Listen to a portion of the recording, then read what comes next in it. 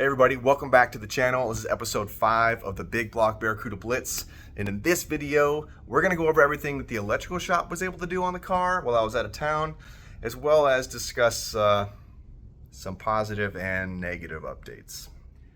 Now, if you're new to the channel, this is my 1969 Plymouth Barracuda notchback. It's actually my great-grandmother's. And we've been rushing to get this thing ready for Holley Moparty, which is in just a couple weeks. And so last week I was actually going out of town and we decided to take this car to a local shop with some good reviews and have them work on it so that we could still get some progress done in the meantime. Now, I typically have a hard time letting anybody else touch my cars. A part of just worrying, they're going to do the quality of work that I would do. I just have a hard time letting go, right? Normally I like to do everything on the car. But I had met this individual a few weeks prior looking for some work on the Dart, the convertible top. And I liked the cars that were in the shop. I liked the work that I saw, and I had a couple good referrals from the showman. So I decided to take the 69 Barracuda over to Rene's Auto Electric in Chula Vista, California. Now, Rene works on pretty much everything, but he really enjoys working on the classics. In fact, he's really big in the off-road racing type scene, and so he and a few other folks in the shop, they'll actually go down to Baja and race and be a part of the chase cars and whatnot. So he's very much into the lifestyle, which was something that I thought was awesome, right? You always want to have someone that's also an enthusiast working on the car if you can't do it yourself. And so it was an easy decision to drop the car off there. And in just a single week, he finished the electrical on the car. So let me show you exactly what he was able to do in such a short time frame. Now, when we left off, I got to show you the new dash cluster and a couple of the other things, but none of it was really hooked up. You also haven't seen it with the hood on. It is on now. But while we're here at the front of the car, if you haven't already noticed it, one of the two negative updates to discuss in this video is right there.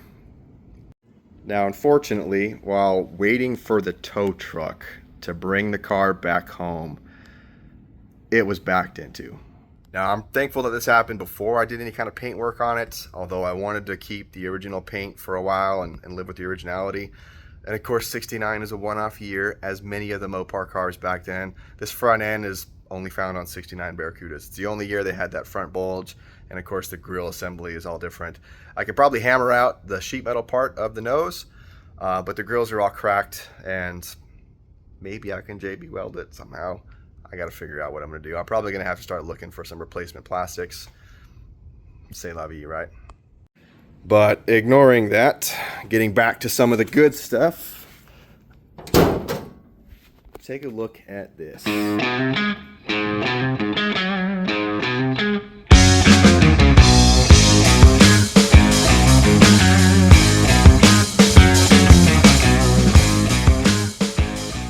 Now, if you're thinking, Jerry, I don't really notice a whole lot different. That's the point. The wires are run in a way to where it really maintains a super clean engine bay, which is exactly what I wanted. So take a look at this. It's actually, to be honest, it's a lot better than I probably would have done myself. So I'm real happy with it.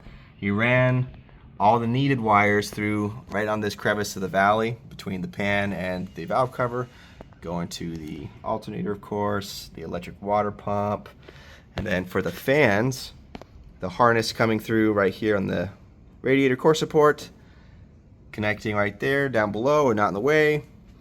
Obviously the standard bulbs and lighting for the front headlights and turn signals are all here. They are actually run underneath the fender right here, underneath this inner fender that I built. So you can't see it, it's out of sight, out of mind, all leading to behind the glove box. If we go inside the car, if I can open the door here, I haven't quite cleaned out the garage since it returned. You'll see that everything is super well organized. So I've got the MSD ignition box there, the voltage regulator, the starter relay, and of course the coil as well. So I'm pretty stoked with the top, and below we've got the Haywire fuse box set up for both the relays and the necessary run components, as well as the lights and some of the more street required entities. All in one place, easy to reach, easy to troubleshoot. Additionally, the dash is completely wired in, along with all the quick car switches. Now I still need to label these, but they are all wired and configured to a point where I only have to release 2 connections to pull the entire dash out.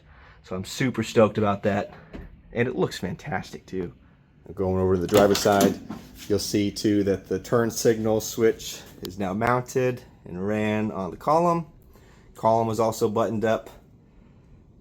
I'm using a light, so the lighting's probably not the best to see it, but I am very happy with the way that has come out. Everything is connected, even the little door switch for the dome light. That is ran as well. While we're in here too, I'll mention that all the wires going aft of the car are ran in the factory location, with that split loom acting as a protective barrier going all the way to the trunk.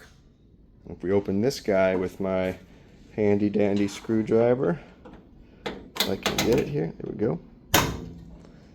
See, obviously I've got a lot of extra boxes from all the parts, but the battery relocation box is wired. I still need to mount it to the frame, no problem. I'll drill the 2 holes, get the new battery, put it in there. But the cables are here so I can easily just land it. Additionally, he also wired the quick car disconnect right here in the bumper, which is actually really difficult for a Barracuda between 67 and 69. It's not as easy as just going through the back. You can see it's actually ran down through the floor, out through a cavity that's just underneath the floor, and then up through the bumper. But quick and easily accessible, and it's in the correct location. So I'm pretty happy with that right there. And then of course, apart from all the standard light sockets going to the tail lights, that's all been rerun. Reverse lights are all new. Right here and here. And of course, all the way to the other side. Apart from all that though, he's also got the line ran for the electric fuel pump, as well as the signal for the gauge. So that is all in place, ready to be hooked up. Now I just need to install the gas tank and a bunch of other things. Now, normally I like to show you the whole process of what I'm doing. Obviously, if you're subscribed to the channel, you know that I was actually out last week and I'm providing weekly updates, so I took the car to a local shop that I had a good reference for. I'm super appreciative of Rene, because getting all this done in a single week is a huge order, and it was no problem. And it looks phenomenal too, extremely well organized. I'm super happy with it. If you are in need of some electrical work, or maybe even a full rewire, and you're in the Southern California area, definitely worth a trip to go down to Chula Vista. I'd highly recommend them.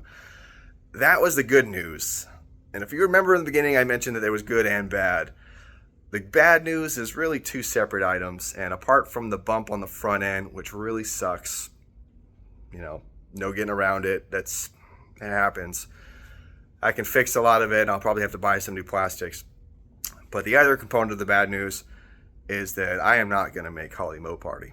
And it has nothing to do with the car. I'm still going to push to get the car running and driving and race ready. I'll probably just go to Verona here. The reason why I'm not able to go to Moparty is more on a personal side, and I'll try to just summarize it so that I'm not babbling forever. But my wife was actually expecting to switch jobs today, and she let me know that basically the employment contract is a FUBAR, so to speak. The employer is trying to kind of circumnavigate paying 1.5 times rate for overtime. I'm very familiar with this component of California labor law. I've had to work with an alternative work schedule in the past, and the way that this employer is doing it is wrong. It's considered misuse, actually. So she's not going to sign that employment contract, which means she's out of work. So I can't, in good faith, spend unnecessary funds while she is out of work. Obviously, the family unit comes first, so I can't make the $3,000 trip over to Kentucky with all the fuel, the hotels, all that. I've got to kind of hold it to the chest and watch the wallet a little bit more. Now, I don't think this is going to have an impact on duct tape. Duct tape, for one, is about 6 weeks away. 2, it's in Tucson, which is really close to where I'm at in San Diego, so it's not that expensive to get over there. So this car is definitely going to duct tape. But with all that said, I'm not going to hold off on getting this thing running and driving. If anything, it just means I'm going to have more time to test and tune it before I really take it on to a competition. Duct tape is a lot more of a friendly competition, but still, I want to win. And so that's my update for this week. Normally, I don't like just sitting there talking about work that's been done. I like to show you the process and how I go through things, how I tinker and fine-tune and custom things like the steering shafts, metal work, building the engine, whatever I'm doing, right?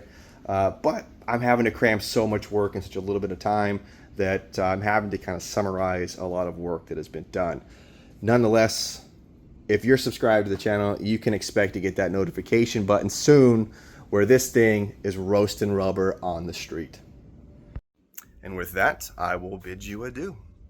Till next week.